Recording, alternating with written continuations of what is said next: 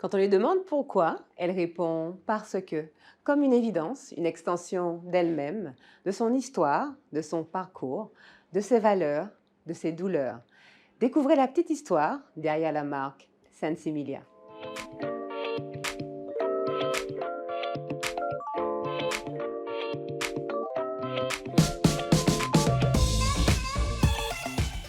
Hello Maud. Salut Aïda. Alors, est-ce que tu pourrais un peu nous planter le décor de l'aventure de Sensimilia? Ça a commencé où et quand?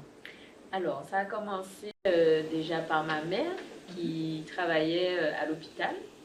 Donc, on a été quand même bercé par le milieu médical et ça a un peu déterminé mon cursus scolaire, quoi. Donc, c'était naturellement que je me suis dirigée vers des études de médecine dans un premier temps. Donc, j'ai fait ma première année de médecine En Belgique. en Belgique, qui s'est pas très bien passé parce qu'on est loin, il fait froid, on connaît personne. Donc, la première année était très compliquée. Finalement, on rentre en vacances, reboosté, on repart. Et je refais mon année de médecine et je passe en deuxième année. Voilà, donc ça se passe bien. Et j'apprends que ma maman est malade. Donc, quand je rentre en vacances, je décide de ramener du CBD parce qu'il faut savoir qu'en Belgique, c'est toléré et utilisé pour soigner les personnes qui ont certaines pathologies. Du coup, je décide de ramener en Martinique et pour lui donner, pour qu'elle essaye. Et ça se passe super bien, elle réagit super bien. Et voilà. Et finalement, ben, le jour de mon départ, ma mère décède. Donc, je dois repartir pour passer mes examens. On repart pour une année d'études, finalement, qui se passe plutôt bien. Donc, je réussis quand même 21 examens sur 24. Ouais, quand même. Ouais.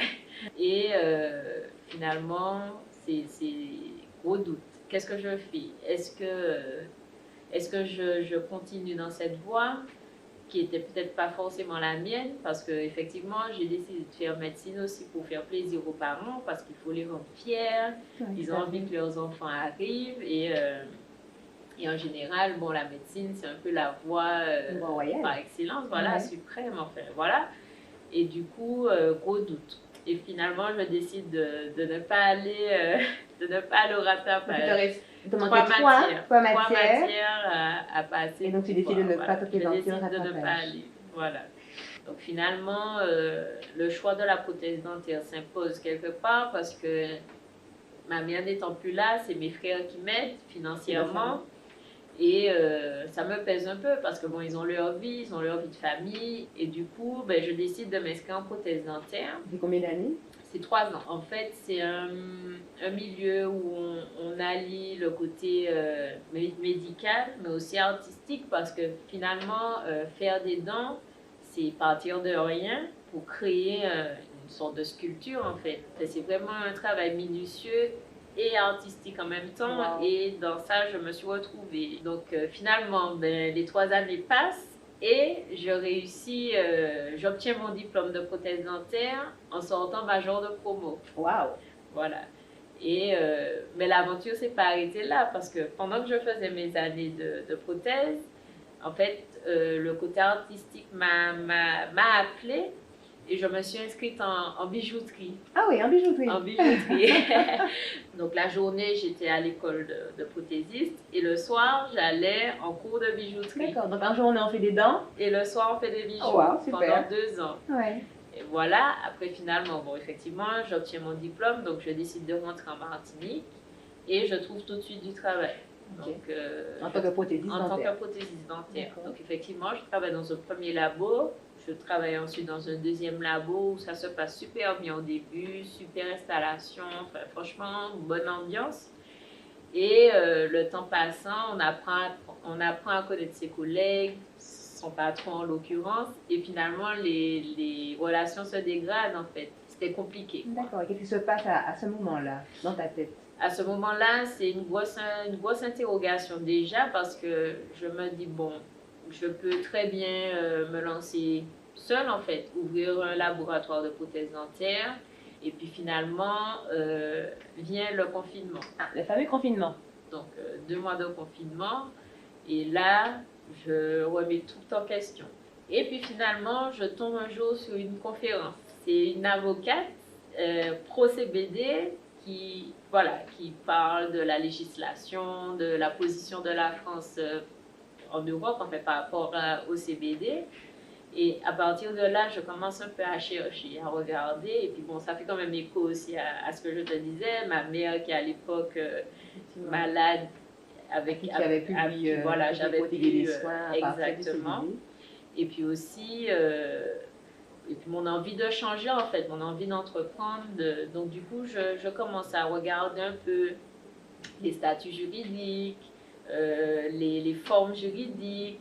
Et tout ça, sachant que la loi n'est pas encore passée. N'est pas encore passée. Donc elle est en cours, les choses sont, le procès est en cours. Effectivement, l'avocate expliquait effectivement qu'il y avait un recours qui avait été fait au niveau de la Cour européenne de justice concernant le statut du CBD en France.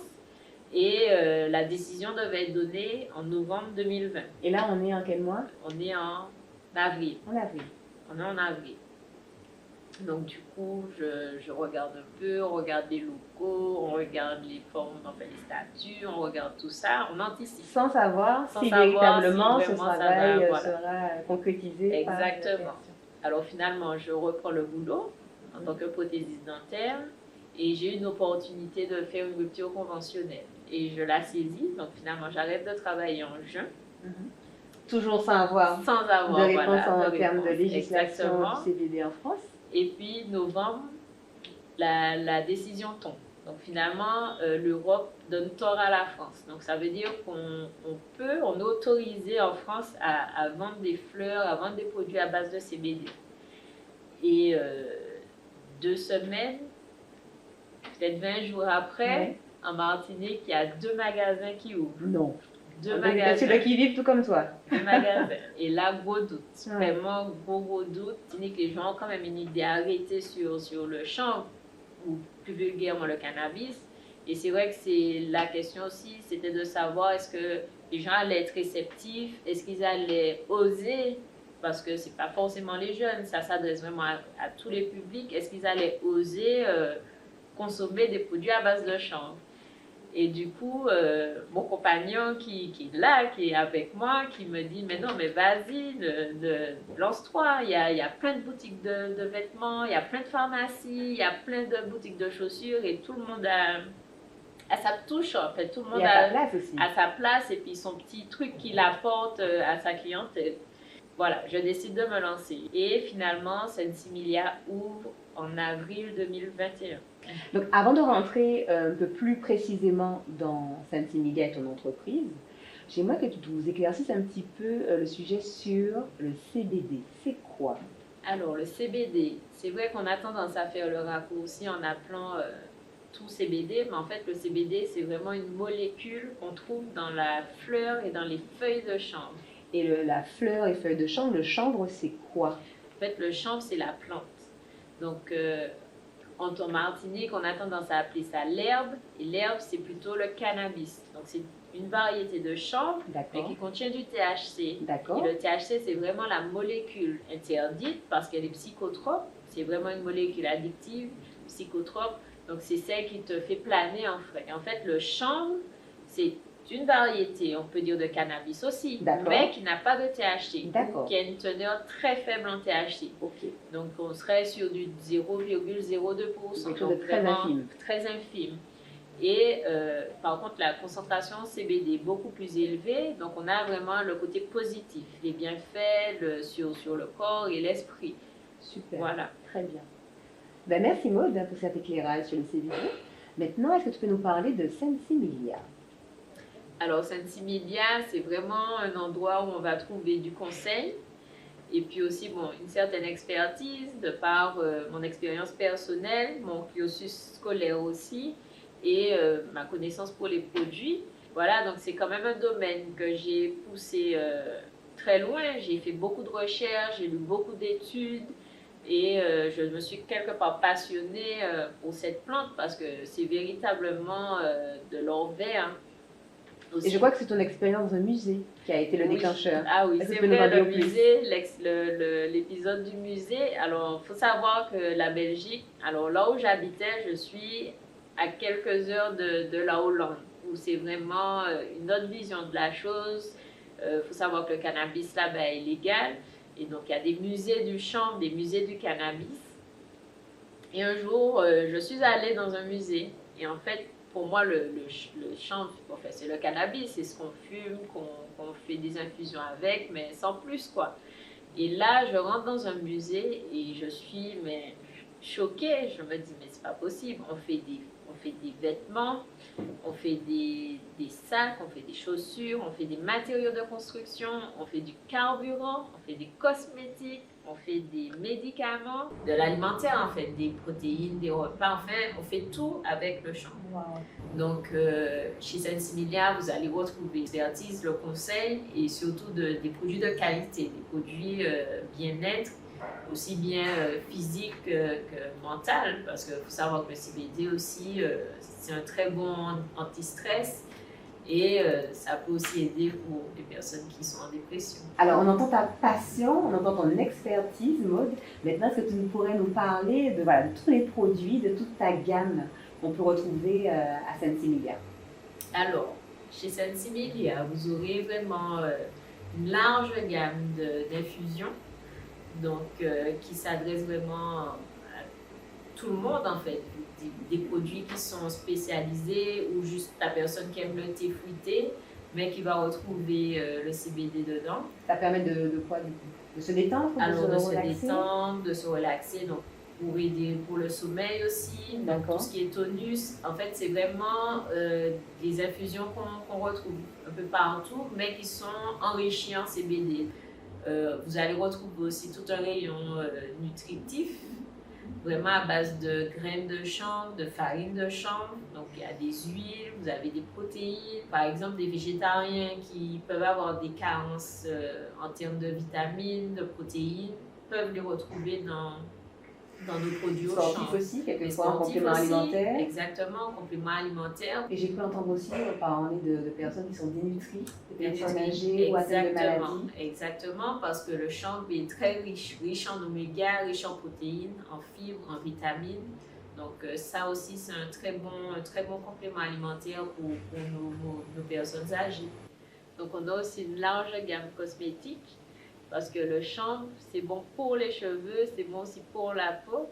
Et ça permet de traiter certaines pathologies cutanées, comme l'acné, les dermatites atopiques, le psoriasis, l'eczéma. Okay. Voilà. On a une gamme capillaire qui est naturelle, donc qui vient du Ghana, qui est vraiment spécifiquement pour nos cheveux en fait. Donc naturel, sans colorant. Ça apporte quoi aux cheveux?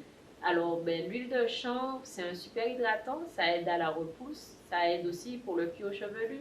Et puis, on a aussi toute une gamme pour tout ce qui est douleur musculaire, donc des crèmes, des huiles de massage, des huiles à prendre sous la langue. On a des granulés, enfin vraiment, on a le CBD sous toutes les formes. On a même des suppositoires. D'accord. Toutes les formes. Toutes les formes, voilà. Et je vois des sacs, alors vous ne voyez pas, mais moi je les vois, des très très beaux sacs. Est-ce que tu peux nous en parler? Parce que finalement, c'est fait à partir de chanvre aussi. Oui, c'est fait à partir de fils de chanvre. Donc ça, c'est notre démarche un peu éco-responsable parce que c'est des sacs qui sont faits au Népal. Donc c'est des femmes qui cultivent, qui récoltent, elles tissent et elles font les sacs. Et c'est une association qui se charge de les distribuer pour elles. Et puis aussi, petite particularité du chanvre, c'est que c'est une fibre qui est 8 fois plus résistante que du coton. Wow, donc on a ce sac à vie en fait. Ah oui, c'est clairement à vie. Et puis aussi, on a des lunettes de soleil qui sont en fibre de chanvre. Donc c'est un biomatériau recyclable, biodégradable, qui est fait aussi par des jeunes Anglais qui ont créé vraiment leur marque autour du chanvre. Donc une démarche véritablement éco-citoyenne. Exactement. Eh bien Maud, on serait resté des heures à discuter avec toi. On sent la passionnée, on sent l'expertise. Et vraiment, j'invite tout le monde à venir vraiment à Sensimilia parce que c'est un très bel espace. Oui. Et on y retrouve vraiment des très très très jolies choses pour le corps, pour l'esprit. pour tout le corps. Exactement. Alors Maud, est-ce que tu aurais un conseil à donner aux femmes qui quelquefois veulent créer, n'ont pas forcément l'idée, ou qui quand elles ont l'idée, elles ont souvent peur de se lancer, souvent par peur de l'échec. Quel serait ton conseil à ces femmes?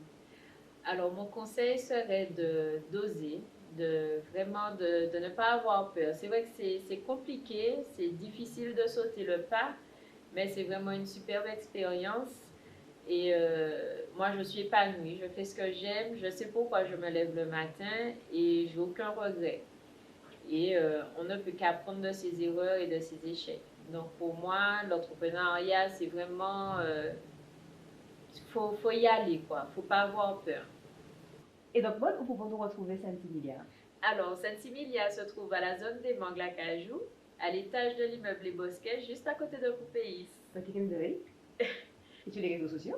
Et les réseaux sociaux, donc nous sommes sur Insta et sur Facebook.